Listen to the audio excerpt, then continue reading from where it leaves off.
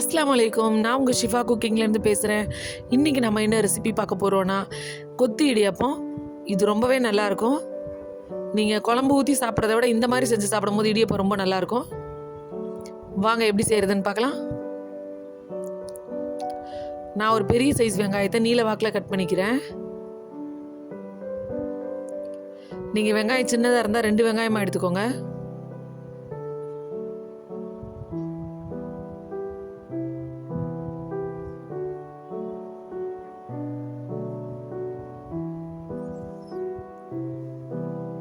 ரெண்டு medium size தக்காளி எடுத்து அதை கொஞ்சம் பொடி பொடியாக கட் பண்ணிக்கிறேன். அது கொஞ்சம் பொடியாக இருந்தால் தான் இடியப்பத்தோடு சேர்ந்து இருக்கும். இதை நீங்கள் ரொம்ப பெருசாக கட் பண்ணிடாதீங்க தக்காளியை.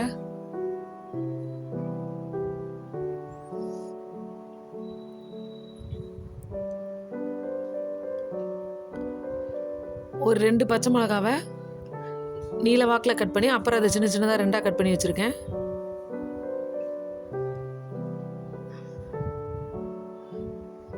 அதோட கொஞ்சம் கொத்தமல்லியும் பொடியாக கட் பண்ணி வச்சுக்கிறேன்.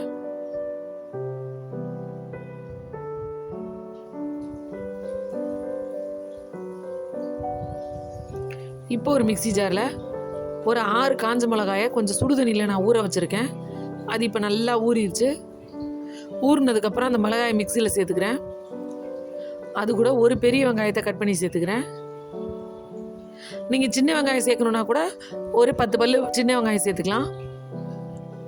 அதோட ஒரு 10 பல்லு பூண்டு, 1 ஸ்பூன் சோம்பு. இப்போ நான் ஒரு பேனில் எண்ணெய் காய வச்சுருக்கேன். எண்ணெய் காஞ்ச உடனே நம்ம கட் பண்ணி வச்சுருக்க வெங்காயத்தை அதில் சேர்த்துடலாம்.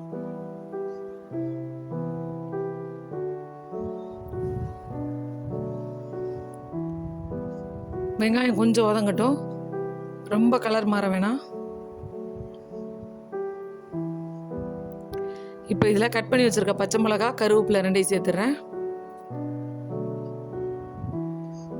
அதோட நம்ம கட் பண்ணி வச்சுருக்க தக்காளியும் சேர்த்துருங்க.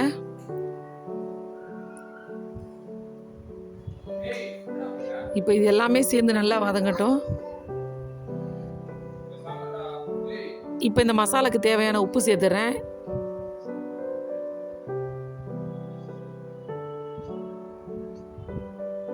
ஏன்னா உப்பு சேர்த்துட்டிங்கன்னா கொஞ்சம் சீக்கிரமாக தக்காளி வதங்கிடும்.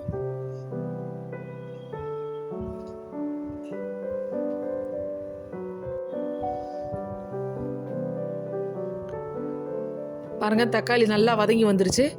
இப்போ நம்ம அந்த மிக்சியில் அரைச்ச பேஸ்ட் இருக்குல்ல, அதையும் இதில் சேர்த்துட்றேன்.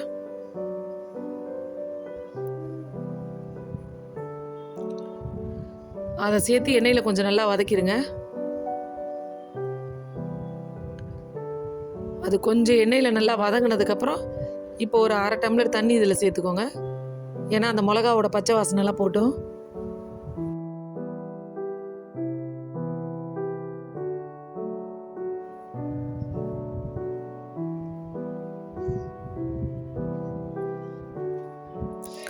கொஞ்சம் தண்ணி ஊற்றினா தான் அந்த மிளகா பூண்டோட பச்சை வாசனை போகும். இப்போ அந்த தண்ணி வத்துற வரைக்கும் கொஞ்சம் அந்த மசாலா கொதிச்சு வரட்டும்.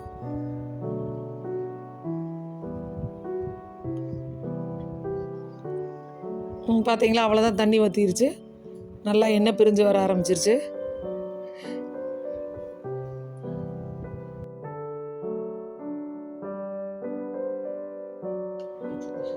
இப்போ இதில் 2 முட்டையை நான் சேர்த்துக்கிறேன். இந்த முட்டையை உடச்சி விட்டு கிண்டி விடுங்க. முட்டை கொஞ்சம் வெந்ததுக்கப்புறம் இடியப்பத்தை சேர்த்துருவோம்.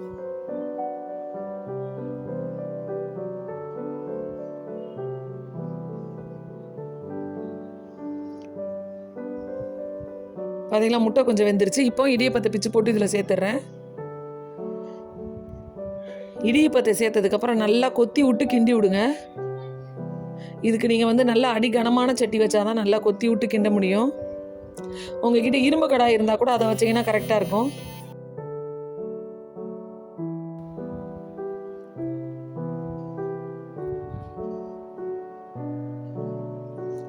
பாருங்கள், அவ்வளோதான், சூப்பராக கிண்டி விட்டுட்டேன்.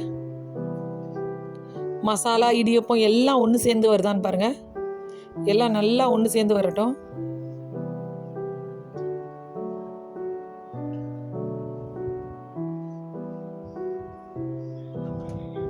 கடைசியாக கொஞ்சம் கொத்தமல்லியை தூவி அடுப்பை ஆஃப் பண்ணிடுங்க. அவ்வளோதான், நம்மளோட இடியப்ப கொத்து சூப்பராக ரெடி ஆயிடுச்சு.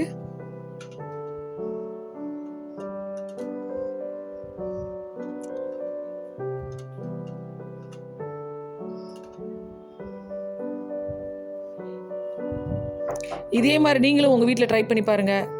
என்னோட இந்த ரெசிபி உங்களுக்கு பிடிச்சிருந்துச்சுன்னா என்னோட சேனலை லைக் பண்ணுங்கள், ஷேர் பண்ணுங்கள், சப்ஸ்கிரைப் பண்ணுங்கள். மறந்துடாமல் பெல் ஐக்கானை கிளிக் பண்ணுங்கள். சூப்பர். சப்ஸ்கிரைப் பண்ணுங்க. தேங்க்யூ.